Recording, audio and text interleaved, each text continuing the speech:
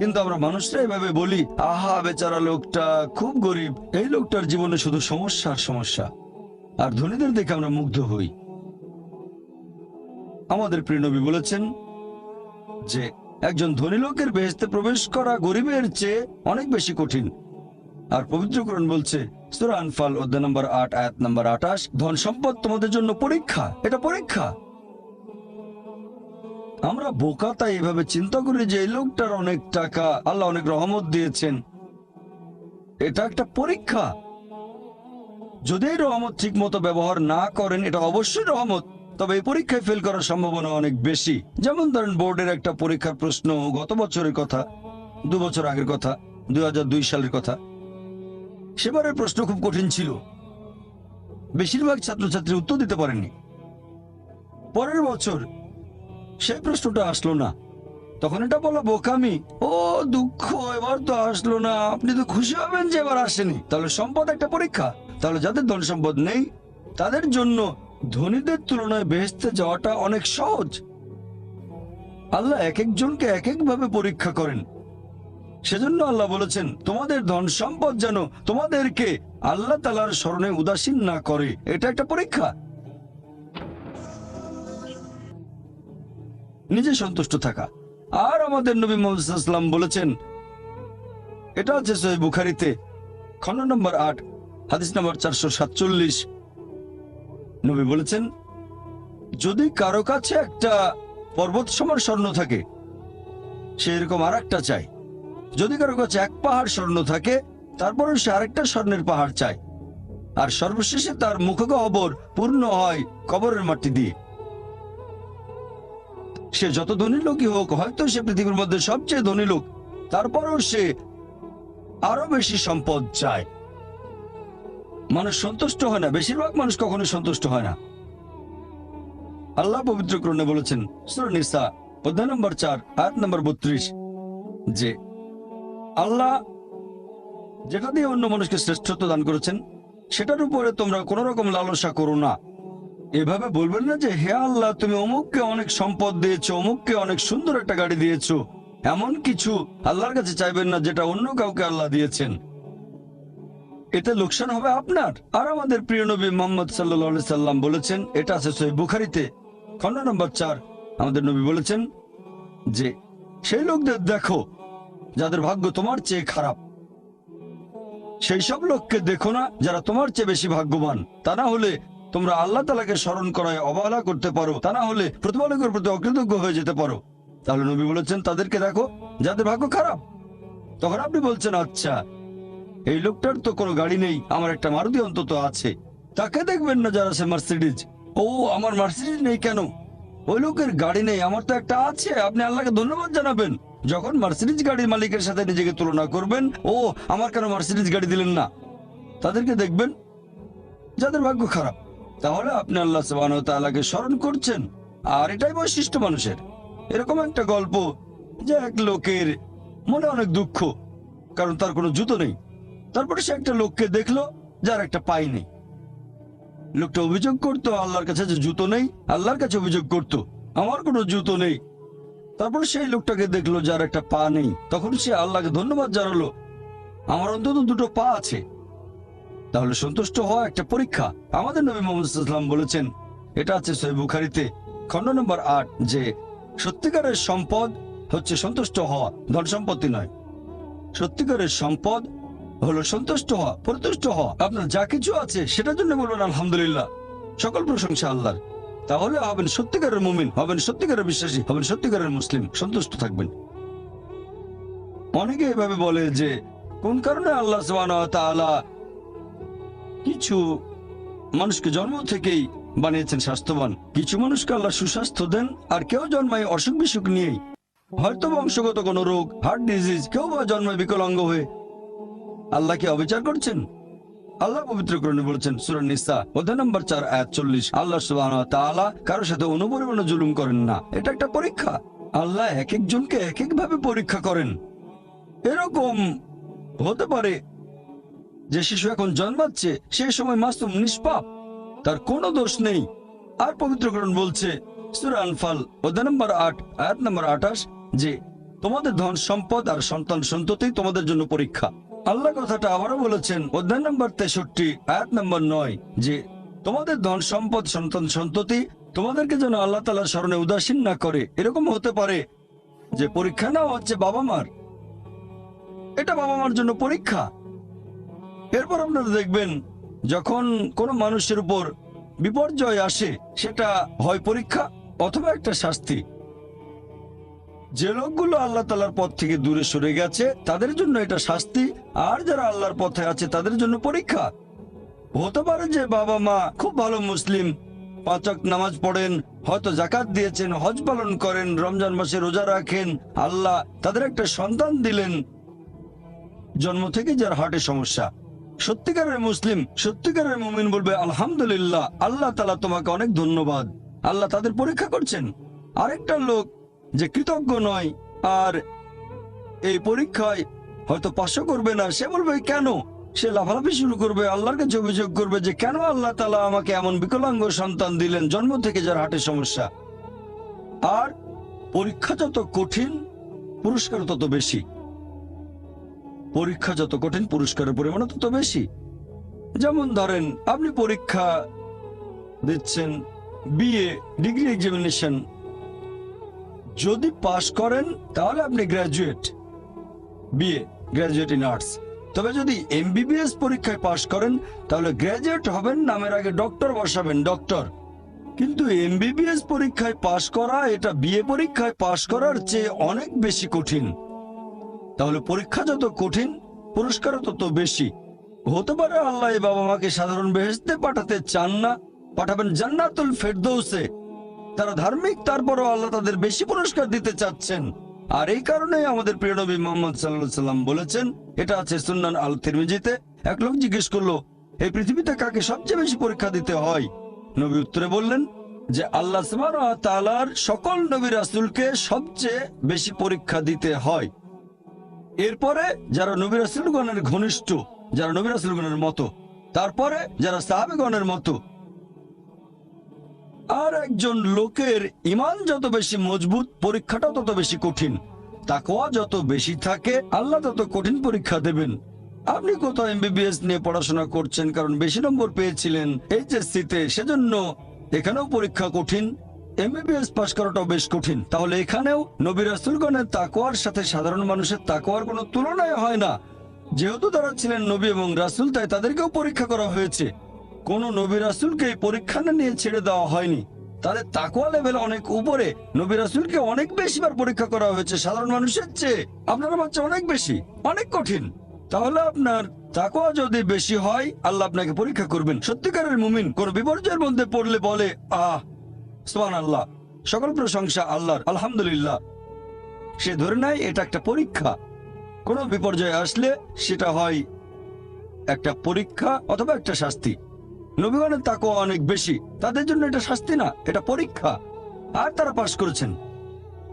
যদি কারো জীবনে কোনো ভালো কিছু ঘটে সেটা হয় একটা পুরস্কার অথবা পরীক্ষা। সম্পদ হতে পারে পুরস্কার অথবা একটা পরীক্ষা। ভালো কোনো কিছু ঘটলে সেটা হয় পুরস্কার নয়তো একটা পরীক্ষা। অনেকে আল্লাহর পথ থেকে দূরে সরে যায়, তারপরে বলে আমাকে সম্পদ দাও, আল্লাহর সম্পদ দেন, তারপরে তারা পরীক্ষায় ফেল করে। তাহলে এই পৃথিবীতে তারা তাদের ইচ্ছে মতো আরামায়েশ করে, কিন্তু আখিরাতে শুধু ক্ষতিগ্রস্ত হয়। দান একটা পরীক্ষা, সন্তুষ্ট হওয়া পরীক্ষা, সন্তান সন্ততিও পরীক্ষা। অনেক সময় আমরা মুসলিমরা আল্লাহ তাআলার কাছে অভিযোগ করি যে আল্লাহ তোমার কাছে এত দোয়া করি তবু তুমি কবুল করো না কেন? আল্লাহ পবিত্র কোরআনে বলেছেন তোমরা আমাকে ডাকো আমি তোমাদের ডাকে সাড়া দেব। তবে আমার আপনার ডাকে আল্লাহ সবসময় সাড়া দেন না। পরস্পর বিরোধী মনে হচ্ছে। আল্লাহ বলেছেন আমাকে ডাকো আমি সাড়া দেব, তবে অনেক সময় দোয়া করছি কিন্তু কবুল হচ্ছে না। আল্লাহ পবিত্র কোরআনে বলেছেন সূরা বাকারা অধ্যায় নম্বর 2 আয়াত 216, তোমরা যা পছন্দ করো সেটা হয়তো তোমাদের জন্য ভালো না, আর যেটা পছন্দ করো না সেটা হয়তো ভালো। তোমরা এটা জানো না, তবে আল্লাহ জানেন। উদাহরণস্বরূপ ধরেন একজন তরুণ ছেলে, বয়স হয়তো 20 বছর, সে দোয়া করছে হে আল্লাহ সুবহানাহু ওয়া তাআলা একটা বিএমডব্লিউ দিয়ে দাও। জানেন না বিএমডব্লিউ নাম শুনেছেন কিনা? বিএমডব্লিউ মোটরসাইকেল, আমি চাই একটা বিএমডব্লিউ মোটরসাইকেল, খুব ভালো মোটরসাইকেল। ছেলেটা দোয়া করলো, আল্লাহ সাড়া দিলেন না। হয়তো আল্লাহ জানেন যে আল্লাহ যদি তাকে মোটরসাইকেল দিতেন, সে অ্যাক্সিডেন্ট করত, পা ভেঙে ফ্র্যাকচার হতো, পঙ্গু হয়ে পড়ে থাকতো। তাহলে এখানে আল্লাহ সুবহানাহু ওয়া তাআলা তার ডাকে সাড়া দিয়েছেন সাড়া না দেওয়ার মাধ্যমে। আল্লাহ তার ডাকে সাড়া দিয়েছেন সাড়া না দেওয়ার মাধ্যমে। আল্লাহ তাকে মোটরসাইকেল দেননি কারণ সে ভালো বান্দা, সে খুব ভালো মানুষ, সে যা যাচ্ছে তা ভালো হবে না আমি জানি, কিন্তু সে জানে না, তাই আল্লাহ দিচ্ছেন না। এভাবে আল্লাহ সাড়া দিচ্ছেন সাড়া না দেওয়ার মাধ্যমে। আবার কিছু লোকজন আছে, যেমন আল্লাহ বলেছেন পবিত্র কোরআনে সূরা বাকারা অধ্যায় নম্বর 2 আয়াত 15-16, এখানে ভণ্ডদের কথা বলা হচ্ছে। আল্লাহ তাদের রশি দেবেন, তারা বিভ্রান্তের মতো ঘুরে বেড়াবে। তারা সম্পদ চেয়েছে, আল্লাহ দিয়েছেন। অনেকে আছে যারা আল্লাহর সাথে অন্য কাউকে শরীক করে, তারা বলে অনেক সম্পদ চাই, আল্লাহ তাদের সম্পদ দেন। এটা তাদের জন্য আসলে একটা পরীক্ষা। এভাবে তারা নিজেদের কবর খুঁড়ছে। তাই আমরা কখনোই হতাশ হব না। আল্লাহ তাআলা আছেন সব সময়, আল্লাহর উপর সবসময় ভরসা রাখবেন। সেই কারণেই পবিত্র কোরআন অনুযায়ী আত্মহত্যা হারাম। সূরা নিসা অধ্যায় 4, তোমরা নিজেকে হত্যা করো না, আত্মহত্যা করো না, নিশ্চয়ই আল্লাহ পরম দয়ালু, সাহায্য করবেন, তার উপর ভরসা করবেন। যখন কোনো লোক আত্মহত্যা করে তখন মনে হবে সে অকৃতজ্ঞ, সে ভাবছে আল্লাহ আমাকে অনেক বিপদে ফেলেছে, এটা কোনো সুবিচার না, এভাবে বেঁচে থাকার কোনো মানে হয় না, তাই শেষ করে দেব। আল্লাহ পবিত্র কোরআনে বলেছেন সূরা বাকারা অধ্যায় নম্বর 2 আয়াত 286, এটা সূরা বাকারার একেবারে শেষ আয়াত, যে আল্লাহ সুবহানাহু ওয়া তাআলা কারো উপরেই তার সাধ্যের অতিরিক্ত বোঝা চাপিয়ে দেন না।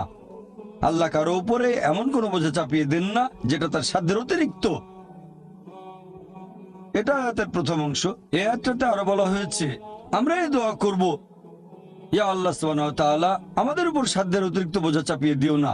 আয়াতের প্রথম অংশে আল্লাহ কথা দিয়েছেন যে আমাদের উপর তিনি সাধ্যের অতিরিক্ত বোঝা চাপাবেন না। তাহলে আমরা কেন দোয়া করব যে হে আল্লাহ আমাদের সাধ্যের অতিরিক্ত বোঝা চাপিয়ে দিও না? এর কারণ হচ্ছে আমরা নিজেদের কবর খুঁড়ি, আমরা নিজেদের উপর সাধ্যের অতিরিক্ত বোঝা চাপিয়ে দিই, সমস্যা বাধা আমরাই বলছি অনেক সম্পদ দাও, আল্লাহ দিচ্ছেন। তাই আমরা আল্লাহর কাছে দোয়া করছি আল্লাহ যেন নিজেদের কারণে নিজেদের উপর সাধ্যের অতিরিক্ত বোঝা না চাপিয়ে দেন। আমরা সবসময় আল্লাহ তাআলার উপর ভরসা করব, একমাত্র তার ইবাদত করব। তিনি আমাদের স্রষ্টা, আমাদের অস্তিত্বের পেছনের উদ্দেশ্য হচ্ছে আল্লাহ সুবহানাহু ওয়া তাআলার ইবাদত করা, অন্য কারণ নয়। পৃথিবীর জীবন পরকালের জন্য পরীক্ষা। আল্লাহর আদেশ মেনে চলেন আর সন্তুষ্ট থাকেন। যেরকম পরীক্ষায় সামনে পড়ুক, সত্যিকারের মুসলিম সবসময় বলবে আল্লাহকে ধন্যবাদ। সাধারণত আমরা অভিযোগ করি আমাদের এটা নেই, আমাদের ওটা নেই। জীবনের জন্য সবচেয়ে গুরুত্বপূর্ণ জিনিস কি? কেউ বলবে খাবার, কেউ বলবে পানি, সবচেয়ে গুরুত্বপূর্ণ বাতাস। কয়েক মিনিটের জন্য নিঃশ্বাস বন্ধ করেন, মারা যাবেন। আমাদের মধ্যে কেউ কি আল্লাহ সুবহানাহু ওয়া তাআলাকে এর জন্য ধন্যবাদ জানিয়েছেন যে বাতাস দিয়েছো সেজন্য অনেক ধন্যবাদ? আমাদের মধ্যে কতজন এটা করেছে? আমরা কি এটা বুঝতে পারছি? ফ্রি বাতাস তো ফ্রি পাচ্ছি আর কি।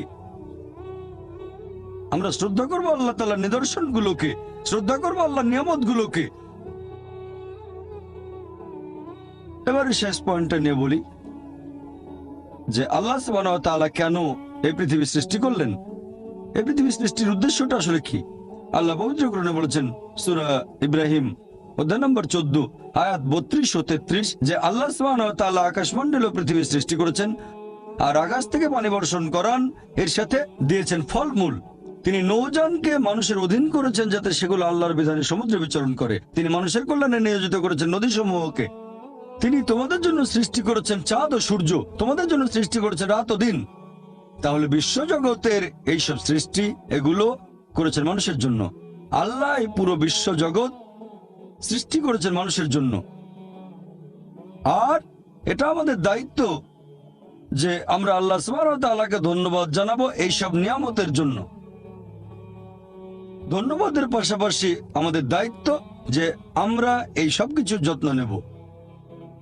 এই কারণেই আল্লাহ সুবহানাহু ওয়া তাআলা পশু পাখি সৃষ্টি করেছেন, তবে পশু হত্যা করা এটা নিষিদ্ধ, প্রাণী হত্যা নিষিদ্ধ।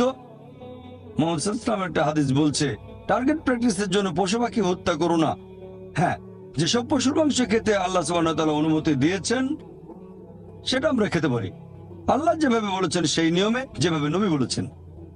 তবে টার্গেট প্র্যাকটিস, এরকম অনেক লোক দেখি যারা এই নিয়মগুলো ধ্বংস করতে চায়, টার্গেট প্র্যাকটিস করে আর বিভিন্ন পশুর মাথা ঝুলিয়ে রাখে তাদের ড্রয়িং রুমে। আল্লাহ সৃষ্টি করেছেন পাহাড় পর্বত, আমরা সেগুলো জয় করতে চাই, মাউন্ট এভারেস্টের চূড়ায় উঠি। এ পর্যন্ত অনেক মানুষ মারা গেছে, প্রতি বছর মাউন্ট এভারেস্টে উঠতে গিয়ে অনেক মানুষ মারা গেছে। আমরা এই নিয়ামতের জন্য আল্লাহ সুবহানাহু ওয়া তাআলাকে ধন্যবাদ জানাই না। যদিও আল্লাহ তাআলা পবিত্রকরণে বলেছেন উট সৃষ্টি করা হয়েছে তোমাদের জন্য, ভার বহনের জন্য, যদিও এগুলো আমাদের জন্য সৃষ্টি করা হয়েছে, আমরা এদের ভালোবাসবো, শ্রদ্ধা করব। এরকম অনেক সহিহ হাদিস আছে, অনেক। একটা হাদিস আছে সহিহ বুখারীতে, খণ্ড নম্বর 3, যে একবার একজন মানুষ একটা তৃষ্ণার্ত কুকুরকে পানি খেতে দিয়েছিল, কুয়ার কাছে গিয়ে মোজাই করে পানি এনেছিল, আর এই কাজের জন্য তাকে বেহেশতে দাখিল করা হলো। সহিহ বুখারীতে আছে আরেকটা হাদিস, খণ্ড নম্বর 4, একবার এক পতিতা একটা তৃষ্ণার্ত কুকুরকে পানি খেতে দিয়েছিল, এজন্য সে বেহেশত পেল। এক সাহাবা প্রশ্ন করলেন যে কুকুরকে পানি খাওয়ালেও কি আমরা পুরস্কার পাবো? নবী বললেন অবশ্যই, কেন না। চিন্তা করুন, যে পশুটাকে ঘরের ভেতরে ঢুকতে নিষেধ করা হয়েছে, যদি সেই পশুকেও পানি খেতে দেন, আল্লাহ সেজন্য পুরস্কার দেবেন। একটা হাদিস বলছে একজন বৃদ্ধ মহিলা এক বিড়ালকে বেঁধে রেখে খাবার দিত না, আল্লাহ তাকে দোজখে পাঠালেন। কেন সে বিড়ালটাকে বেঁধে রাখলো, খাবার দিল না? অন্ততপক্ষে বিড়ালটাকে ছেড়ে দিলেও তো সে শিকার করে খেতে পারতো। আর আমাদের এক্সিবিশনে এরকম একটা পোস্টার আছে, আরো অনেক পোস্টার। তাহলে আমরা পশু পাখিকে ভালোবাসবো, যত্ন করব। এছাড়াও গাছপালা লতাপাতা আমরা খেতে পারি যখন প্রয়োজন আমাদের, তবে বিনা কারণে আমরা কোনো গাছপালা কাটবো না। এমনকি যুদ্ধের সময়ও নবী মুহাম্মদ সাল্লাল্লাহু আলাইহি ওয়াসাল্লাম বলেছেন যে তোমরা গাছ কেটে ফেলো না, শস্যে আগুন ধরিয়ে দিও না। তাহলে এগুলো সবই আল্লাহ সুবহানাহু ওয়া তাআলার সৃষ্টি। আর আল্লাহ পবিত্র কোরআনে বলেছেন সূরা আদিয়াত অধ্যায় নম্বর 100, আল্লাহ তাআলা যুদ্ধের সময়ের ঘোড়া সম্পর্কে আল্লাহ এখানে বলেছেন যে ঘোড়া জোড়ে সৈন্যরা যুদ্ধে যায়। আল্লাহ এখানে শপথ করছেন আর বলছেন, সূরা আদিয়াত আয়াত 1, 2, 3, 4, আল্লাহ বলেছেন এই ঘোড়াগুলোর খুরের আঘাতে আগুনের ফুলকি ছোটে, সে সময় ধুলোর মেঘ আকাশে উড়ে, তারা শত্রু দলের ভেতরে ঢুকে পড়ে। বলা হচ্ছে আল্লাহ এখানে শপথ করছেন এই ঘোড়াগুলোকে নিয়ে, যুদ্ধের ময়দানের ঘোড়া, তাদের মধ্যে কোন রকম ভয় নেই, কারণ তারা তাদের প্রভুর নির্দেশ মানে। যে মানুষটা ঘোড়ার পিঠে থাকে সেই মানুষটার জন্য তারা শত্রু দলের ভেতরে ঢুকে পড়ে। শত্রুর হাতে তরবারি বা অন্যান্য যত অস্ত্রই থাকুক না কেন, সেই ঘোড়া তারপরে সামনে এগিয়ে যায়, কারণ সে প্রভুর নির্দেশ মেনে চলে। আল্লাহ এখানে শপথ করছেন এই ঘোড়াগুলোকে নিয়ে। তারপর আল্লাহ তাআলা বলছেন তবে মানুষ অবশ্যই অকৃতজ্ঞ। তার মানে যুদ্ধের ঘোড়া প্রভুর আদেশ মানতে গিয়ে মরার জন্য প্রস্তুত। এই কারণে ঘোড়াটা মারা যেতে পারে, তারপরও প্রভু আদেশ দিয়েছে বলে এগিয়ে যাচ্ছে। সামনে হয়তো অস্ত্র হাতে শত্রু দাঁড়িয়ে আছে, সামনে গেলে সে মারা যেতে পারে, তারপরে এটা প্রভুর আদেশ। তবে মানুষ জাতি অকৃতজ্ঞ, মোটেও কৃতজ্ঞ নয়। সে কারণে এই পৃথিবীর প্রত্যেকটা মানুষের দায়িত্ব হচ্ছে পৃথিবীর জীবনের এই উদ্দেশ্য পূরণ করা, যে আমাদের কোন কারণে সৃষ্টি করা হয়েছে। আল্লাহ সুবহানাহু ওয়া তাআলা আমাদের সৃষ্টিকর্তা, পরম করুণাময়, পরম দয়ালু, পরম ক্ষমাশীল, পরম ন্যায় বিচারক। তাই প্রত্যেকটা মানুষের দায়িত্ব আমরা আল্লাহ সুবহানাহু ওয়া তাআলার ইবাদত করব, আল্লাহ ব্যতীত কারো ইবাদত করব না। আর আমাদের ইহকালের এই জীবন পরকালের জন্য একটা পরীক্ষা। যদি আল্লাহর আদেশ মেনে চলি বেহেশতে যেতে পারবো, যদি না মানি পরীক্ষায় ফেল করব, জাহান্নামে যেতে হবে। আর আমরা সেই সব নিয়ামতগুলো যত্ন নেব যেগুলো আল্লাহ আমাদের দিয়েছেন। আমার লেকচার শেষ করার আগে কোরআনের একটা আয়াতের উদ্ধৃতি দিচ্ছি। সূরা আলে ইমরান অধ্যায় নম্বর 3 আয়াত 110 বলা হয়েছে, কুনতুম খায়রা উম্মাতিন উখরিজাত লিন-নাস, হে মুসলিম তোমরা শ্রেষ্ঠ উম্মত, মানব জাতির জন্য আবির্ভূত। আমাদের বলা হয়েছে খায়রা উম্মাহ, শ্রেষ্ঠ উম্মত। যখনই কোনো সম্মান পাবেন তখনই আপনাকে দায়িত্ব পালন করতে হবে, দায়িত্ব পালন না করলে সম্মান পাবেন না। আর দায়িত্বের কথা এই আয়াতেই আছে। আল্লাহ বলেছেন তা'মিরুনা বিল মারুফি ওয়া তানহাউনা আনিল মুনকার ওয়া তু'মিনুনা বিল্লাহ, কারণ তোমরা সৎ কাজে নির্দেশ দাও, অসৎ কাজে নিষেধ করো এবং আল্লাহকে বিশ্বাস করো। প্রত্যেক মানুষের দায়িত্ব হচ্ছে প্রচার করা, সে যতখানি জানে। যদি সৃষ্টির পেছনের উদ্দেশ্যটা জানেন সেটা অন্যদের বলেন। আমাদের সৃষ্টি করা হয়েছে আল্লাহ সুবহানাহু ওয়া তাআলার ইবাদত করার জন্য, অন্য কারণ না। ইহকালের জীবন পরকালের জন্য পরীক্ষা। মানুষকে আহ্বান করেন সত্যের পথে, সত্যের পথে চলে আসতে বলেন। তা'মিরুনা বিল মারুফি ওয়া তানহাউনা আনিল মুনকার, অর্থাৎ মানুষকে বলবেন ভালো কাজ করতে আর খারাপ কাজ করতে বাধা দেবেন। এটা প্রত্যেক মুসলিমের দায়িত্ব, দাওয়া দেয়া বাধ্যতামূলক। যদি আমরা সৎ কাজের নির্দেশ না দেই আর যদি মানুষকে অসৎ কাজে বাধা না দেই, তাহলে নিজেদের মুসলিম বলার যোগ্য নই। বলতে পারবো না আমরা খায়রা উম্মাহ, শ্রেষ্ঠ উম্মত। কোরআনের একটা আয়াত বলে আমার লেকচার শেষ করছি। সূরা নাহল অধ্যায় 16 আয়াত 125 বলা হয়েছে, ادعو الى سبيل ربك بالحكمه والموعظه الحسنه وجادل بالتي احسن। মানুষকে তোমার প্রতিপালকের পথে আহ্বান করো হিকমত ও সদুপদেশ দ্বারা, এবং তাদের সাথে তর্ক করো, তাদের যুক্তি দেখাও উত্তম ও গ্রহণযোগ্য পন্থায়। ওয়া আখিরি দাওয়ানা আলহামদুলিল্লাহি রাব্বিল আলামিন। এখন আমরা শুরু করব প্রশ্নোত্তর পর্ব। অনুষ্ঠান শুরু করার আগে এই পর্বের নিয়ম কানুনগুলো বলি, যাতে করে এই সীমিত সময়টাকে সঠিকভাবে ব্যবহার করতে পারি। আপনাদের সামনে 4টা মাইক, যে কোনো একটার পেছনে লাইন দিয়ে দাঁড়ান। একটা মাইক রয়েছে মহিলাদের জন্য, পুরুষদের জন্য 3টা মাইক। একটা মাইক আছে পেছনে, একটা আমার ডান দিকে, আর একটা এদিকে আমার বাম পাশে। আপনারা প্রশ্ন করার সময়ে দয়া করে আপনাদের নাম এবং পেশা বলবেন। মনে রাখবেন, এখানে প্রশ্ন করবেন, কোনো লেকচার দেবেন না। তাই প্রশ্ন করার সময় আপনারা সংক্ষিপ্ত আর যথাযথভাবে করবেন। আমি ভলান্টিয়ারদের অনুরোধ করব, যারা মাইকের পাশে আছেন, আপনারা দয়া করে প্রথমেই সুযোগ দেবেন অমুসলিম ভাইদের, যারা লাইনে দাঁড়িয়ে আছেন ডক্টর জাকিরকে প্রশ্ন করার জন্য। অমুসলিম ভাইয়েরা সামনে এগিয়ে আসুন। প্রশ্ন করার ক্ষেত্রে অমুসলিম ভাইদের আগে সুযোগ দেওয়া হবে। জাকির বললেন, ঈশ্বর আমাদের সৃষ্টিকর্তা, তিনি কেবলমাত্র একজন। 2 নম্বর, ঈশ্বর মানুষকে সৃষ্টি করেছেন তার ভালোবাসা থেকে। 3 নম্বর, ঈশ্বর কাউকে করেছেন ধনী বা গরিব, স্বাস্থ্যবান বা অসুস্থ, এই সবই আসলে পরীক্ষা। একইভাবে খ্রিস্টানরা বিশ্বাস করে ঈশ্বর কেবলমাত্র একজন। 2 নম্বর, ঈশ্বর মানুষকে সৃষ্টি করেছেন তার ভালোবাসা থেকে। 3 নম্বর, ইসলাম ধর্মের মতোই এই সব কিছু দিয়ে আসলে পরীক্ষা করা হচ্ছে। এখন আমি আপনার কাছ থেকে এটা জানতে চাচ্ছি, ভুল বুঝবেন না, আমি খ্রিস্টান নই। ভাই, আপনি প্রশ্ন করলেন যে খ্রিস্টান ধর্মে ওইটা আছে ইসলামের মতো যে ঈশ্বর একজন, ঈশ্বর তার সৃষ্টিকে ভালোবাসেন। আর আপনি প্রশ্ন করলেন এখানে পার্থক্যটা কি? খ্রিস্টান ধর্ম আর ইসলামের পার্থক্য জানতে চান নাকি? এদের পার্থক্য না, আপনি এটা আমাকে কিভাবে বোঝাবেন? একটু আগেই আপনি বললেন ইসলাম ধর্ম বাদে অন্য কোনো ধর্মের ইবাদতই গ্রহণ করা হবে না। আচ্ছা আচ্ছা ভাই, সুন্দর প্রশ্ন করেছেন। এবার আপনার প্রশ্নটা বোঝা যাচ্ছে। প্রথমে আপনি একটা মন্তব্য করেছিলেন, প্রশ্নবোধক চিহ্ন থাকলে বোঝা যায়, মন্তব্য হলে প্রশ্ন খুঁজে নিতে হয়। ইসলাম ধর্মে ইবাদতের বিভিন্ন কার্যকলাপের সাথে অন্যান্য ধর্মের ইবাদতের মধ্যে পার্থক্যটা কি, ইসলামে আলাদা কি আছে? খ্রিস্টান ধর্ম বলছে ঈশ্বর একজন, আরো বলছে যে ঈশ্বর আমাদের ভালোবাসেন। ইসলাম বলছে আল্লাহ একজন, ইসলাম বলছে আল্লাহ তার সৃষ্টিকে ভালোবাসেন।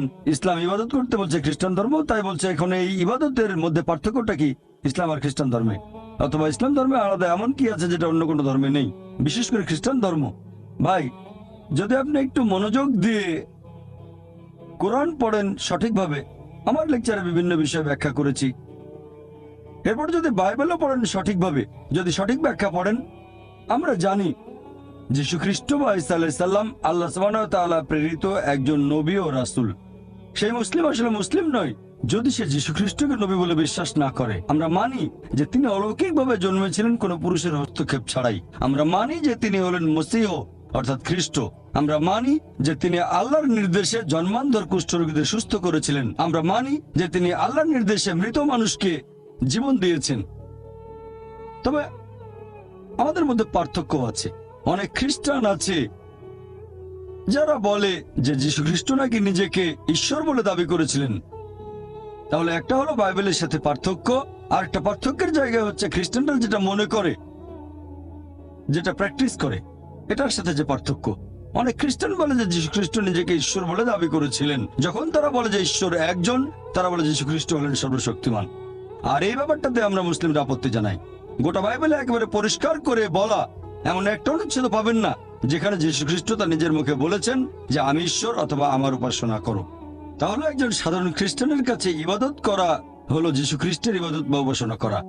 আমি আবার আগের কথাটা বলছি, গোটা বাইবেলে একেবারে পরিষ্কার করে বলা এরকম একটা অনুচ্ছেদ পাবেন না যেখানে যীশু খ্রিস্ট তার নিজের মুখে এই কথাটা বলেছেন যে আমি ঈশ্বর অথবা আমার উপাসনা করো। যদি কোনো খ্রিস্টান আমাকে পুরো বাইবেল থেকে এমন একটা অনুচ্ছেদ দেখাতে পারে যেখানে যীশু খ্রিস্ট নিজের মুখে বলেছেন যে আমি ঈশ্বর অথবা আমার উপাসনা করো, আমি ডক্টর জাকির নায়েক, তাহলে আজকে খ্রিস্টান ধর্ম গ্রহণ করব। তরবারের নিচে আমি আমার মাথা রাখছি। আমি অন্য মুসলিমবাদের পক্ষ নিয়ে কথা বলছি না, কারণ বাইবেল পড়লে দেখবেন এটা বলা হচ্ছে গসপেল অফ জন অধ্যায় নম্বর 14 অনুচ্ছেদ 28। যীশু খ্রিস্ট নিজের মুখে বলেছেন, আমার পিতা আমার চেয়ে মহান। গসপেল অফ জন অধ্যায় নম্বর 10 অনুচ্ছেদ 29, আমার পিতা সবার চেয়ে মহান। গসপেল অফ ম্যাথিউ অধ্যায় নম্বর 12 অনুচ্ছেদ 28, আমি ঈশ্বরের আত্মার সাহায্যে শয়তানকে তাড়িয়ে দিই। গসপেল অফ লুক অধ্যায় 11 অনুচ্ছেদ 20, আমি ঈশ্বরের আঙুলের সাহায্যে শয়তানকে তাড়িয়ে দিই। গসপেল অফ জন অধ্যায় 5 অনুচ্ছেদ 30, আমি নিজের থেকে কিছুই করতে পারি না, আমি যেমন শুনি তেমন বিচার করি, আর আমার বিচার ন্যায্য, কারণ আমি আমার ইচ্ছা পূরণ করি না, আমার পিতার ইচ্ছা পূরণ করি। যদি কেউ বলে আমি নিজের ইচ্ছা পূরণ করি না, আল্লাহর ইচ্ছা পূরণ করি, সে মুসলিম।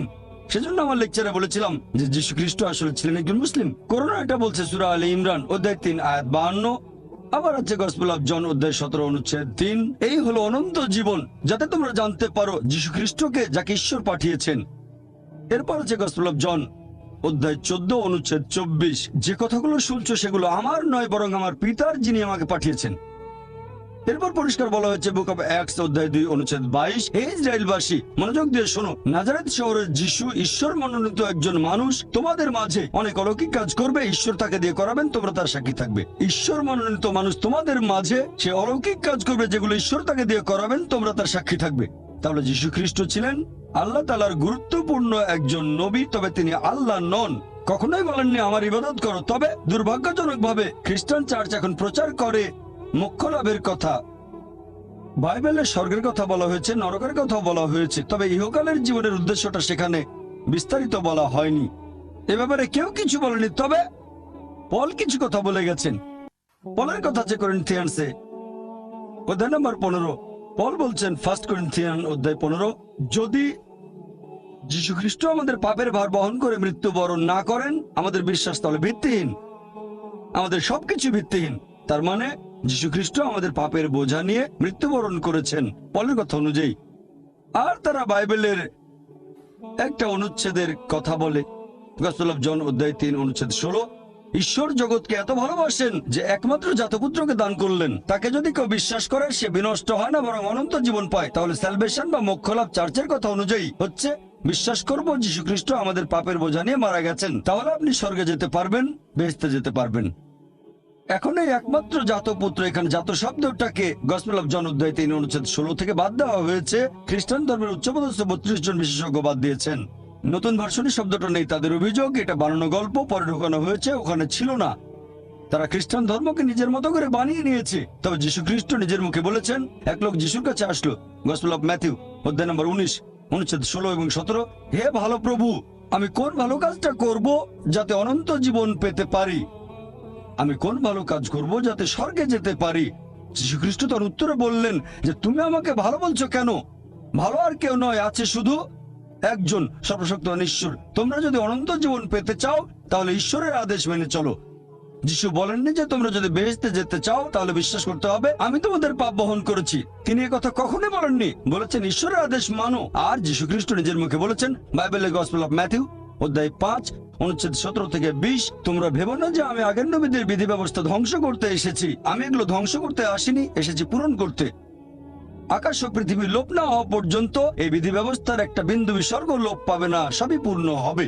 আর যারা এই বিধি ব্যবস্থা পালন করে অন্যদেরকে শিক্ষা দেয় তারা স্বর্গের রাজ্যে মহান গণ্য হবে। আর যারা এই বিধি ব্যবস্থার সামান্য একটু আদেশ অমান্য করে তাদের স্বর্গরাজ্যে তুচ্ছ গণ্য করা হবে। যদি তোমাদের ন্যায়নিষ্ঠতা শিক্ষক আর ফরিসীদের ন্যায়নিষ্ঠকে অতিক্রম না করে তাহলে তোমরা স্বর্গের রাজ্যে প্রবেশ করতে পারবে না। যদি ভালো খ্রিস্টান হতে চান তাহলে ঈশ্বরের সব আদেশ মানতে হবে, যে ঈশ্বর কেবলমাত্র একজন মূর্তি পূজা করবো না, মুসা আলাইহিস সালাম যেগুলো করতে বলেছিলেন। তাহলে দেখতে পাচ্ছেন বাইবেল নিয়ে যদি গবেষণা করেন দেখবেন সেখানে মাত্র একজন ঈশ্বরের কথা আছে, ট্রিনিটি না। আল্লাহ পবিত্র কোরআনে বলেছেন সূরা নিসা অধ্যায় 4 আয়াত 171, ওয়ালা তাকুলু সালাসা, তোমরা ট্রিনিটি বলো না, ইনতাও খায়রুল লাকুম, নিবৃত হবে, এতে তোমাদের কল্যাণ। যদি বলেন ঈশ্বরের একের ভিতরে 3, সেটা হবে শিরক, মোক্ষ লাভ করতে পারবেন না।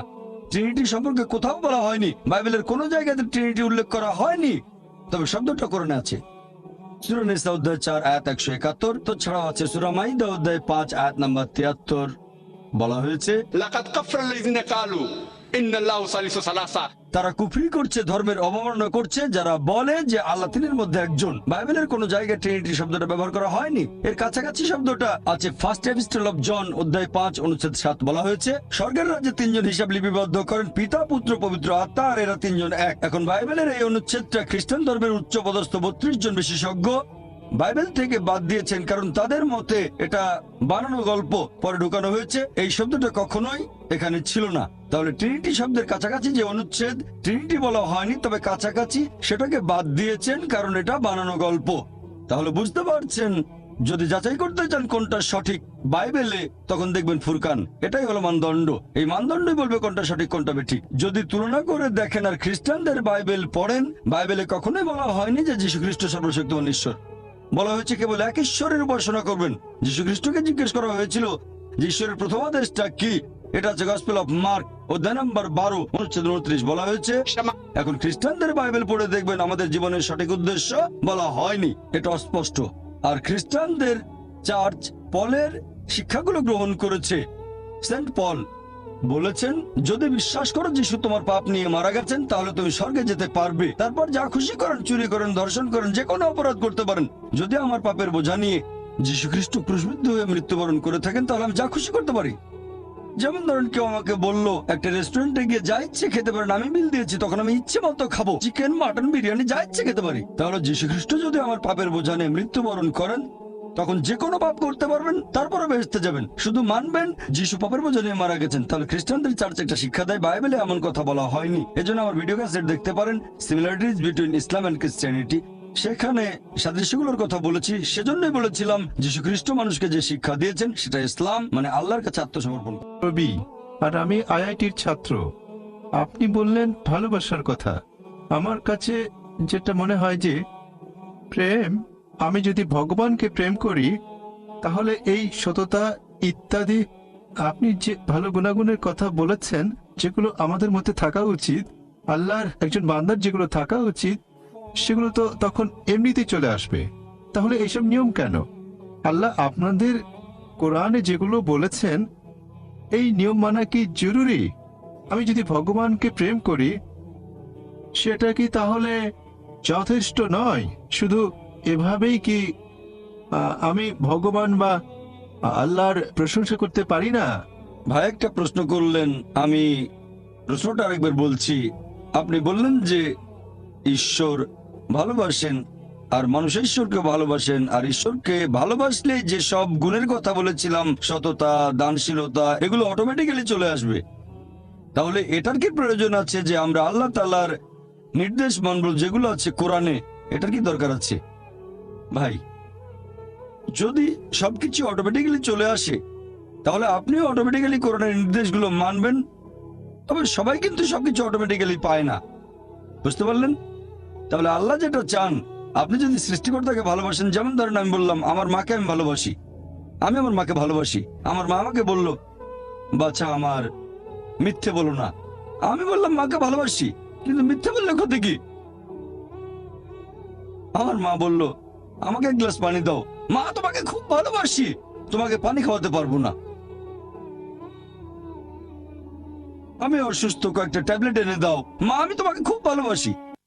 যদি আমার মায়ের নির্দেশগুলো না মেনে চলি, তাহলে এই ভালোবাসা দিয়ে কি হবে? এটা মূল্যহীন, শুধু মুখের কথা। সেজন্য আল্লাহ পবিত্র কোরআনে বলেছেন সূরা আনকাবুত অধ্যায় নম্বর 29 আয়াত নম্বর 2, যদি শুধু মুখে বলো ঈমান এনেছি, আল্লাহ তোমাদের পরীক্ষা করবেন। যদি বলেন আল্লাহকে ভালোবাসেন, আমি আল্লাহকে ভালোবাসি, আল্লাহ এটা ছেড়ে দেবেন না, অবশ্যই পরীক্ষা করবেন। শুধু যদি বলেন আল্লাহকে ভালোবাসি, শুধু যদি বলেন ঈমান এনেছি, আল্লাহকে বিশ্বাস করি, অবশ্যই আল্লাহ আমাদের পরীক্ষা করবেন। তাহলে এই জীবন একটা পরীক্ষা। এরপর যখন পরীক্ষা দিতে যাবেন, আপনি যদি সেই পরীক্ষার নিয়ম কানুন না জানেন, তাহলে সমস্যা হবে। যেমন ধরেন আপনি একটা পরীক্ষা দিতে বসবেন, প্রথমে আপনি দেখবেন সেই পরীক্ষার সিলেবাসটা কি, তারপর সেই সিলেবাস অনুযায়ী পড়বেন। এখন আল্লাহ বেশ কিছু কথা বলেছেন, আমি আপনার সঙ্গে একমত। কিছু জিনিস বা গুণ, যেমন সততা, দানশীলতা, এগুলো মানুষের ভেতরে থাকে, আল্লাহ এগুলো দিয়েছেন। তবে অনেক কিছুই তো আমরা জানি না।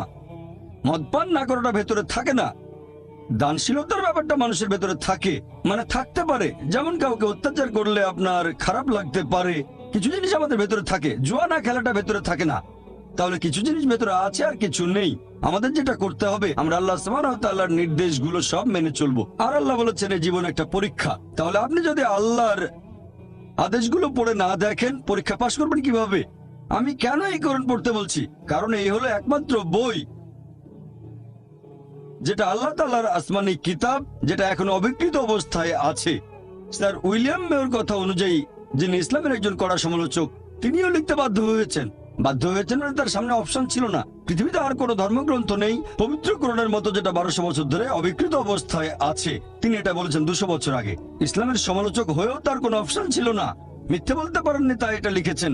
আপনারা যদি আল্লাহ সুবহানাহু ওয়া তাআলার সবগুলো আসমানি কিতাব একটু ভালো করে দেখেন, আল্লাহ অনেক ওহী পাঠিয়েছেন। আমরা এরকম 4টার নাম জানি: তাওরাত, জাবুর, ইনজিল আর কোরআন। তাওরাত হলো সেই আসমানি কিতাব যেটা নাজিল হয়েছিল মুসা আলাইহিস সালামের উপর। জাবুর হলো সেই আসমানি কিতাব যেটা নাজিল হয়েছিল দাউদ আলাইহিস সালামের উপর। ইনজিল হলো সেই আসমানি কিতাব যেটা নাজিল হয়েছিল যীশু আলাইহিস সালামের উপর।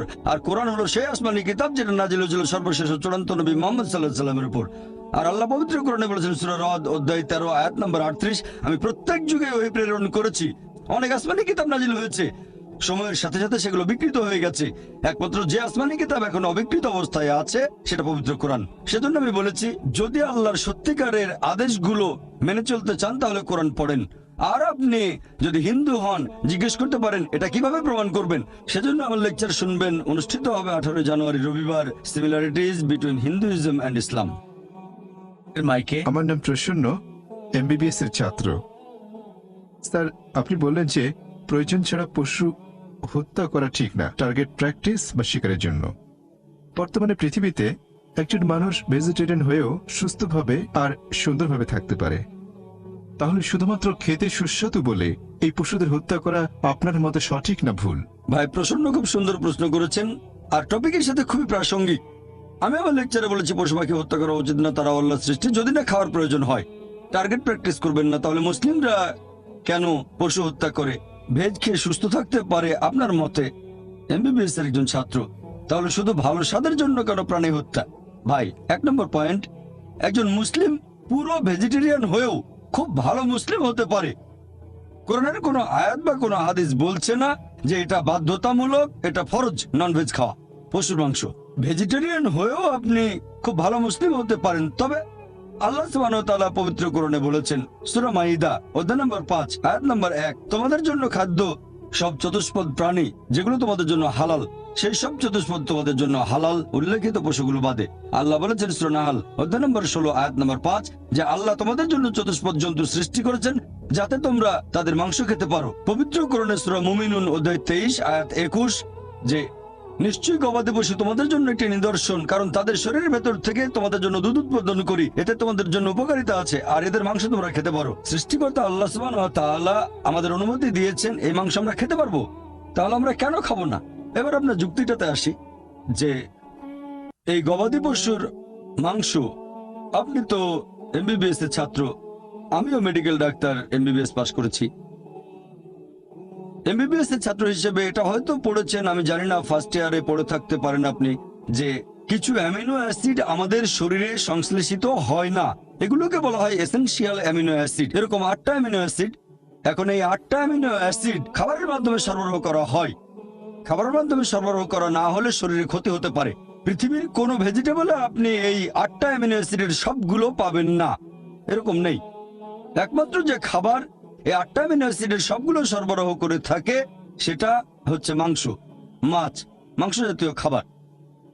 মাংস জাতীয় খাবারে থাকে প্রচুর প্রোটিন, অনেক ভিটামিন, প্রচুর আয়রন থাকে, এটা স্বাস্থ্যকর। তবে আমি জানি যে আপনি ননভেজ খাবার না খেয়েও স্বাস্থ্যবান থাকতে পারবেন, অবশ্যই এটা সম্ভব। আপনি সুষম খাদ্য খেলেন, নিয়মিত চেক আপ করলেন ইত্যাদি, সম্ভব বলছি না স্বাস্থ্যবান হতে পারবেন না। তবে খাবারটা যখন স্বাস্থ্যকর তখন খাবেন না কেন? অনেকে এখানে কারণ দেখায় যে আমরা পশুদের কষ্ট দিচ্ছি, এ ব্যাপারে পরে বলছি। এখন আপনি যদি তৃণভোজী প্রাণীদের দাঁতগুলো দেখেন, গরু, ছাগল, ভেড়া, তাদের দাঁতগুলো সমান, তারা শুধু শাকসবজি খায়, কখনো মাংস জাতীয় খাবার খাবে না। আবার যদি মাংসাশী প্রাণীদের দাঁতগুলো একটু খেয়াল করেন, বাঘ, চিতাবাঘ, সিংহ, এদের দাঁতগুলো সূচালো, দাঁতগুলো তীক্ষ্ণ, শুধু মাংস খায়, কখনো ঘাস খাবে না। এখন যদি মানুষের দাঁতগুলো দেখেন, আয়নার সামনে দাঁড়ালে দেখতে পাবেন, আমিও দাঁড়ালে দেখতে পাবো যে আল্লাহ তাআলা আমাদের সমান দাঁত এবং সূচালো দাঁত দুটোই দিয়েছেন। যদি আল্লাহ তাআলা যদি সৃষ্টিকর্তা চাইতেন আমরা শুধু ভেজ খাবার খাবো, তাহলে এই সূচালো দাঁত দিলেন কেন? এখন আপনি মেডিকেল ছাত্র, সূচালো দাঁত মাংস খাওয়ার জন্য। এটাই প্রমাণ হয় আল্লাহ এটা দিয়েছেন নন ভেজ খাবার খাওয়ার জন্য। এছাড়াও তৃণভোজী প্রাণীদের যে পরিপাকতন্ত্র, যেমন গরু, ছাগল, ভেড়া মাংস হজম করতে পারে না, শুধু শাকসবজি হজম করতে পারে। এরপর মাংসাশী প্রাণীদের পরিপাকতন্ত্র, বাঘ, চিতাবাঘ, সিংহ শুধু মাংস হজম করতে পারে, শাকসবজি হজম করতে পারে না। তবে আমাদের মানুষদের যে পরিপাকতন্ত্র, আপনি মেডিকেল ছাত্র তাই জানেন, আমরা ভেজ নন ভেজ দুটোই হজম করতে পারি, ভেজিটেবল মাংস দুটোই হজম করতে পারি, মাংস হজম হয়। যদি আল্লাহ চাইতেন আমরা শুধু ভেজ খাবারই খাবো, তাহলে দুটোই হজম করতে পারা পরিপাকতন্ত্র কেন আমাদের দিলেন? দিয়েছেন এগুলো খাওয়ার জন্য। এবার আপনার প্রশ্নটা, অনেকের মধ্যে ভুল ধারণা আছে। হিন্দুদের অনেকেই ভাবে যে হিন্দু ধর্মগ্রন্থ ননভেজ খাবার খাওয়ার অনুমতি দেয় না। কোরআনের উদ্ধৃতি দিয়েছি, যদি আপনি হিন্দু ধর্মগ্রন্থ পড়েন, যদি পড়েন মনুস্মৃতি অধ্যায় নম্বর 5, মনুস্মৃতি অধ্যায় 5 অনুচ্ছেদ 30 এবং 31, বলা হয়েছে যে তুমি যদি কোনো পশুর মাংস খাও যেটার মাংস খাওয়ার জন্য, তাহলে কোনো পাপ করছো না, কারণ সর্বশক্তিমান ঈশ্বর কিছু পশুকে করেছেন খাদক এবং কিছুকে খাদ্য। মনুস্মৃতি অধ্যায় 5 অনুচ্ছেদ 31, যে তুমি যদি কোনো পশুকে বলি দাও, পশু উৎসর্গ করো, তুমি কোনো পাপ করছো না। মনুস্মৃতি অধ্যায় 5 অনুচ্ছেদ 39-40 বলা হয়েছে যে সর্বশক্তিমান ঈশ্বর কিছু পশুকে বানিয়েছেন উৎসর্গ করার জন্য, তাই উৎসর্গ করা পশুকে বলি দিলে হত্যা করা হবে না। মনুস্মৃতি অধ্যায় 5 অনুচ্ছেদ 41-42 বলছে যে একজন ব্রাহ্মণ যার জ্ঞান আছে আর যে সজ্ঞানে কোনো পশুকে উৎসর্গ করে, তাহলে সেই পশু স্বর্গে যাবে আর সেই ব্রাহ্মণও স্বর্গে যাবে। এরপর আছে ঋগ্বেদে গ্রন্থ নম্বর 10 অনুচ্ছেদ 27 পরিচ্ছেদ 2, এক লোক বলছে আমি যুদ্ধ করতে যাচ্ছি, আমি ফিরে আসলে বড় একটা ষাঁড় প্রস্তুত রেখো। এরপর ঋগ্বেদ গ্রন্থ নম্বর 10 অনুচ্ছেদ 28 পরিচ্ছেদ 4 বলা হয়েছে যে ইন্দ্র তিনি বলছেন আমার খাওয়ার জন্য ষাঁড় প্রস্তুত রেখো, ষাঁড়ের মাংস খাবে। এরপর যদি পড়েন মহাভারত অনুশাসন পর্ব অধ্যায় নম্বর 88, সেখানে পড়লে দেখবেন কথাটা মনুস্মৃতিতেও আছে অধ্যায় নম্বর 3 অনুচ্ছেদ 266 থেকে 277। যুধিষ্ঠির জিজ্ঞেস করলো ভীষ্মকে আমরা কি উৎসর্গ করব আজকের যজ্ঞে, মানে পূজায় উৎসর্গ হিসেবে, যাতে আমাদের পূর্বপুরুষেরা সন্তুষ্ট থাকবেন। তখন ভীষ্ম উত্তরে বললেন যে তুমি যদি শাকসবজি দাও, ভেজিটেবল, আমাদের পূর্বপুরুষরা সন্তুষ্ট থাকবেন 1 মাস। যদি মাছ দাও সন্তুষ্ট থাকবেন 2 মাস। যদি মাংস দাও সন্তুষ্ট থাকবেন 3 মাস। যদি খরগোশ দাও তাহলে সন্তুষ্ট থাকবেন 4 মাস। যদি ছাগলের মাংস দাও সন্তুষ্ট থাকবেন 5 মাস। শূকরের মাংস দিলে 6 মাস। হরিণের মাংস দিলে 7 মাস, আর পাখির মাংস দিলে 8 মাস। এভাবে আরো অনেক বলা হয়েছে। এটা হিন্দুদের ধর্মগ্রন্থ। এছাড়া আরো বলা হয়েছে মহিষের মাংস দিলে সন্তুষ্ট থাকবেন 11 মাস। যদি গরুর মাংস দাও তাহলে 12 মাস, আর গন্ডার মাংস দিলে সারা জীবনের জন্য। তাহলে হিন্দুদের ধর্মগ্রন্থ এটা বলছে। হিন্দুদের বিভিন্ন ধর্মগ্রন্থ আমাদের অনুমতি দিয়েছে যে আমরা ননভেজ খেতে পারবো, এমনকি গরুর মাংস। এটা আমার কথা না, সবগুলো রেফারেন্স বলেছি আমি, চেক করে দেখতে পারেন, এটা পুরোপুরি সঠিক। এবারে লজিক্যাল কারণটা একটু দেখি যে আমাদেরকে কেন পশু পাখির বিভিন্ন ক্ষতি করতে হবে। আমরা তো ননভেজ খাবার খেয়ে বেঁচে থাকতে পারি। মানুষ একটা লজিক দেখায় যে পশু হত্যা করা খুব বড় অপরাধ, আর একটা গাছ হত্যা করা কম অপরাধ, কারণ গাছের জীবন নেই, এটাই তাদের লজিক। আগেকার হিন্দু মুনি ঋষিরা ননভেজ খেতেন, গরুর মাংস তারা খেতেন। তবে তাদের প্রভাবিত করেছে জৈনরা। তাদের অহিংসা নীতি এরকম বলে যে গাছের কোনো জীবন নেই, তাই গাছপালা খাওয়া পশু হত্যা করার চেয়ে অনেক কম অপরাধ। তবে এখন আমি জানি যে গাছপালার জীবন আছে, এখন তাদের লজিক বদলে গেছে। বলে আচ্ছা ভাই জাকির, মানলাম গাছের জীবন আছে, তবে গাছ ব্যথা অনুভব করতে পারে না, তাই গাছ হত্যা পশু হত্যা করার চেয়ে কম অপরাধ। এখন বিজ্ঞান আরো উন্নত হয়েছে, আর আমরাও জানতে পেরেছি যে গাছপালা ব্যথা অনুভব করে। গাছপালার নার্ভাস সিস্টেম আছে, ব্যথা অনুভব করে, গাছ কাঁদতেও পারে, অনেক সময় খুশি হয়, আবার কখনো দুঃখ পায়। তবে গাছপালার কান্না আমরা মানুষরা শুনতে পাই না, কারণ মানুষ যে তরঙ্গের শব্দ শুনতে পারে সেটা 20 সাইকেল পার সেকেন্ড থেকে 20,000 সাইকেল পার সেকেন্ড পর্যন্ত। এর নিচে বা উপরে মানুষ শুনতে পায় না। আপনারা হয়তো সাইলেন্ট ডগ হুইসেল দেখেছেন, কুকুর 40,000 পার সেকেন্ড পর্যন্ত শুনতে পারে। তাহলে এই হুইসেলের শব্দটা মানুষের শ্রবণযোগ্য তরঙ্গের উপরে, মানে 20,000 সাইকেল পার সেকেন্ডের উপরে, তবে 40,000 সাইকেল পার সেকেন্ডের নিচে। মালিক হুইসেল বাজালে মানুষ শুনতে পাবে না, কিন্তু কুকুর শুনে চলে আসবে। এখন গাছপালাও কাঁদে, কিন্তু আমরা শুনতে পাই না। কান্না শুনতে পাই না, তার মানে এই না যে তাদের অত্যাচার করব, যদি এটাকে অত্যাচার বলেন। একবার এক লোক বলেছিল যে ভাই জাকির, আমি মানছি গাছপালার জীবন আছে, গাছপালা ব্যথা অনুভব করে, তবে গাছপালার ইন্দ্রিয় মাত্র 2-3টা, পশু পাখির 5টা ইন্দ্রিয়। এজন্য গাছ হত্যা করাটা ছোট অপরাধ পশু হত্যার চেয়ে। আমি বললাম আচ্ছা ভাই, তর্কের খাতিরে আপনার কথা মানলাম, গাছে 2টো ইন্দ্রিয়, পশু পাখির 5টা আছে। এখন ধরেন আপনার এক ভাই জন্ম থেকেই বোবা আর কালা, 2টো ইন্দ্রিয় কম, বলতে পারে না, শুনতে পারে না। বড় হওয়ার পরে একটা লোক তাকে মেরে ফেললো, তখন কি জজের কাছে গিয়ে বলবেন ও মাই লর্ড, খুনিকে একটু কম শাস্তি দেবেন কারণ আমার ভাই 2টো ইন্দ্রিয় কম ছিল? আপনি তো বলবেন ওকে আরো বেশি শাস্তি দেন, আমার ভাই মাসুম, একেবারে নিষ্পাপ, আমার ভাইকে মারলো কিভাবে? ইসলামিক লজিক এভাবে বলে না যে 2টো ইন্দ্রিয় কম বা বেশি। আল্লাহ পবিত্র কোরআনে বলেছেন সূরা বাকারা অধ্যায় 2 আয়াত 168, তোমাদের যে ভালো খাদ্যবস্তু দিয়েছি তা থেকে তোমরা আহার করো, ভালোটা খাবেন, খারাপটা খাবেন না। খেয়াল করলে দেখবেন যে গবাদি পশু যদি হত্যা না করেন, গবাদি পশুর জীবনচক্র বেশ ছোট, দ্রুত বংশ বিস্তার করে এরা। খাবারের জন্য গবাদি পশু হত্যা না করলে একসময় মাত্রাতিরিক্ত গবাদি পশুর সমস্যা হয়ে দাঁড়াবে।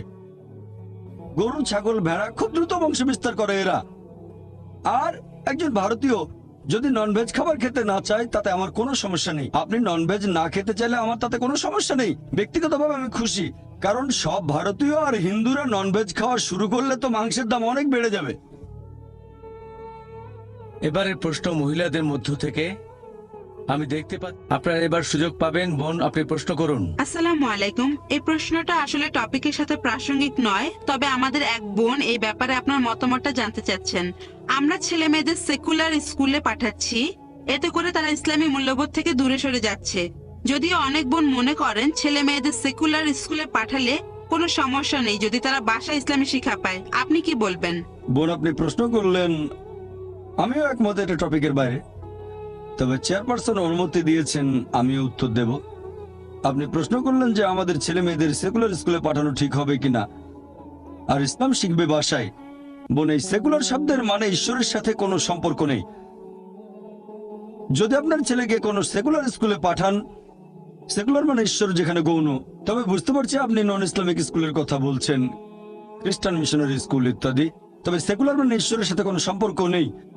যদি এমন স্কুলে পাঠান যেখানে ঈশ্বরের গুরুত্ব নেই, তারা নাস্তিক, তাহলে সমস্যা হবে। স্কুলে শেখাবে ঈশ্বর নেই, বাসায় শেখাবেন ঈশ্বর আছে, বিরোধ তৈরি হবে, সন্তান তখন সমস্যায় পড়বে। এটা বাদে যদি অন্য কোনো স্কুলে পাঠান যারা ভুল জিনিস শেখায়, যারা আল্লাহ ব্যতীত অন্য কারো উপাসনা করা শেখায়, যেমন খ্রিস্টানরা প্রতিদিন সকালে যীশু খ্রিস্টের উপাসনা করে, বাসায় শেখালেন যীশু খ্রিস্টকে উপাসনা করা শিরক, সন্তান দ্বিধাদ্বন্দ্বে পড়ে যাবে। আপনি কি করছেন জানেন? এখানে সন্তানের জন্য সমস্যা তৈরি করছেন। এখানে তাই আমরাই, বাবা মায়ের দায়িত্ব সন্তানকে এমন পরিবেশ দেয়া যেটা হবে সঠিক পরিবেশ। এখানে সন্তানকে বেঁধে ফেলছেন, হাত পা বেঁধে সুইমিং পুলে নামিয়ে দিয়ে বলছেন এবার সাঁতার কাটো। কিভাবে সাঁতার কাটবে? তাই বোন, আমি এখানে বলবো পার্থিব জ্ঞান আমাদের কাজে লাগবে, এটা গুরুত্বপূর্ণ। মানুষ জাতির উদ্দেশ্যে কোরআনে আল্লাহ তাআলার প্রথম নির্দেশ সূরা ইকরা অধ্যায় 96 আয়াত নম্বর 1, সেটা ইকরা মানে পাঠ করো, মানে শিক্ষিত করা। আমাদের প্রিয় নবী বলেছেন এটা সব মুসলিমের জন্য আবশ্যিক, হোক পুরুষ বা নারী জ্ঞান আহরণ করবে। তাহলে জ্ঞান অর্জন আবশ্যিক, দুটোই প্রয়োজন, ধর্মীয় শিক্ষা পাশাপাশি পার্থিব শিক্ষা, এই দুটোই গুরুত্বপূর্ণ। তবে সাবধান থাকবেন, পার্থিব শিক্ষা গ্রহণ করার সময় ধর্মীয় শিক্ষা যেন পিছিয়ে না পড়ে। আর এখানে দুটোই থাকতে হবে। ভালো হয় সন্তানকে এমন স্কুলে পাঠান যেখানকার শিক্ষার সাথে বিরোধ নেই আল্লাহ সুবহানাহু ওয়া তাআলার নির্দেশের। তবে সবচেয়ে ভালো যে স্কুলে 2 ধরনের শিক্ষাই দেয়া হয়। চিন্তা করেন, এমন স্কুলে পাঠালেন যেখানে পড়ানো হয় ডারউইনের থিওরি যে মানুষ বাঁদর থেকে এসেছে। আল্লাহ বলেছেন আমরা এসেছি আদম এবং হাওয়া থেকে। সন্তান দ্বিধাদ্বন্দ্বে পড়ে যাবে। কতগুলো দ্বিধা দূর করতে পারবেন? সবচেয়ে ভালো ইসলামিক স্কুল, কিন্তু দুর্ভাগ্যজনকভাবে আমাদের ইসলামিক স্কুলের সংখ্যা অনেক কম। তবে আলহামদুলিল্লাহ সুম্মা আলহামদুলিল্লাহ, এখন ভারত সহ পুরো পৃথিবী জুড়েই অনেক ইসলামিক স্কুল গড়ে উঠেছে। কিছু স্কুল ভালো মানের, কিছু মাঝারি মানের, আবার কিছু নিচু মানেরও আছে। এখন আমাদের উচিত তাদের সাহায্য করা যারা এরকম স্কুল চালু করছে। আলহামদুলিল্লাহ, আমাদের Islamic research foundation IRF educational trust 3 বছর আগে একটা স্কুল চালু করেছে বোম্বেতে। এটার নাম ইসলামিক ইন্টারন্যাশনাল স্কুল। আমরা চেষ্টা করি সন্তানদের সেই শিক্ষা দিতে যেটা আমরা পাইনি। ছোটবেলায় আমাদের যেটা ঘাটতি ছিল, এই স্কুল শুরু করেছি আর ইনশাল্লাহ এখানে ফর্মাল শিক্ষার পাশাপাশি এটাকে আমি সেকুলার বলবো না। অঙ্ক সাবজেক্ট সেকুলার না, বিজ্ঞান সেকুলার না, আমি এটাকে বলি ফর্মাল শিক্ষা, কারণ বিজ্ঞান এটা ইসলামিক সাবজেক্ট আমার মতে। অঙ্ক ইসলামিক সাবজেক্ট, বিখ্যাত অনেক গণিতজ্ঞ মুসলিম, বিখ্যাত অনেক বিজ্ঞানী মুসলিম, তাই আমি বিজ্ঞানকে সেকুলার শিক্ষা বলবো না। আমি এটাকে অমুসলিমদের কাছে বলবো ফর্মাল শিক্ষা, মুসলিমদের কাছে বলবো এটা ইসলামিক সাবজেক্ট, তবে সঠিকভাবে শেখাতে হবে। বৈজ্ঞানিক ফ্যাক্ট, কোন অনুমান বা থিওরি না, যেমন ডারউইনের থিওরি ইত্যাদি। তাহলে আমাদের সন্তানদের সঠিক পরিবেশ দেওয়াটা গুরুত্বপূর্ণ। খেয়াল রাখবেন যেন সঠিক শিক্ষা পায়, এটাই সবচেয়ে ভালো। যদি এমন কোন স্কুলে সন্তানকে পাঠান যারা ভুল জিনিস শিক্ষা দেয়, তারপর আপনি আমার বাসায় তাকে আল্লাহ সুবহানাহু ওয়া তাআলা সম্পর্কে বললেন, ধর্ম সম্পর্কে বললেন, বোন এটা আগুন নিয়ে খেলা, আমি বলবো কোন ইসলামিক স্কুলে দেন, আশা করি উত্তরটা পেলেন। আজকে এখানে আসতে পেরে খুব ভালো লাগছে, যদিও আমি একজন অমুসলিম। পবিত্র বাইবেলের ওল্ড টেস্টামেন্টে একথা বলা আছে যে ঈশ্বর রাত এবং দিন সৃষ্টি করলেন একেবারে প্রথম দিনে। তারপরে ঈশ্বর সৃষ্টি করলেন সূর্য এবং চাঁদ। সূর্য যদি না থাকে তাহলে দিন আর রাত কিভাবে আসবে? একইভাবে পবিত্র কোরআনে বলা হয়েছে যে সূর্য পৃথিবীর চারপাশে ঘুরে। এটা আছে 21 অধ্যায়ের 22 নম্বর আয়াতে। কোরআনে যে ঈশ্বর বিশ্ব জগৎকে নিয়ন্ত্রণ করে, আমার সন্দেহ হচ্ছে ঈশ্বর কি বিশ্বজগৎ সৃষ্টির সময় কোন রকম ভুল করেছিলেন? আর আমার মতে পবিত্র বাইবেল আর কোরআনের এই কথাগুলো আধুনিক বিজ্ঞানের বিরুদ্ধে। একটু ব্যাখ্যা করেন। ভাই আপনার নামটা বলবেন, আর কোরআনের ব্যাপারে যেটা বললেন আমি ঠিক মতো শুনতে পাইনি। প্রথমে আপনার নাম, আর কোরআন যে কথাটা বলছে যে সূর্য, কোরআনের সূরা নম্বর 6 সম্ভবত 6 নম্বর সূরা কি সূর্য প্রদক্ষিণ করে? আপনি বললেন 21-22, অধ্যায় 21 হ্যাঁ, আয়াত 22, অধ্যায় নম্বর 21 আয়াত যে 22। সূর্য প্রদক্ষিণ করে। না, সম্ভবত এটা 6 নম্বর সূরাতে। আচ্ছা, তবে 21 নম্বর অধ্যায়ের 22 নম্বর আয়াত বলছে ঈশ্বর বিশ্ব জগৎ নিয়ন্ত্রণ করেন। হ্যাঁ, আপনার মতে এটা বিজ্ঞানের বিপক্ষে যায়। হ্যাঁ, ভাই আপনি প্রশ্ন করলেন, বললেন যে খ্রিস্টানদের বাইবেল পড়েছেন আর বাইবেলের কয়েকটা অনুচ্ছেদ উল্লেখ করলেন, এরপর কোরআনের ব্যাপারে রেফারেন্সটা আপনি বলেননি। বললেন বাইবেলে আছে ঈশ্বর প্রথম দিনে সৃষ্টি করলেন দিবস এবং রাত্রি। আপনি যেটা বলেছেন সেটা আছে বাইবেলের প্রথম বইতে, বুক অফ জেনেসিস অধ্যায় 1 অনুচ্ছেদ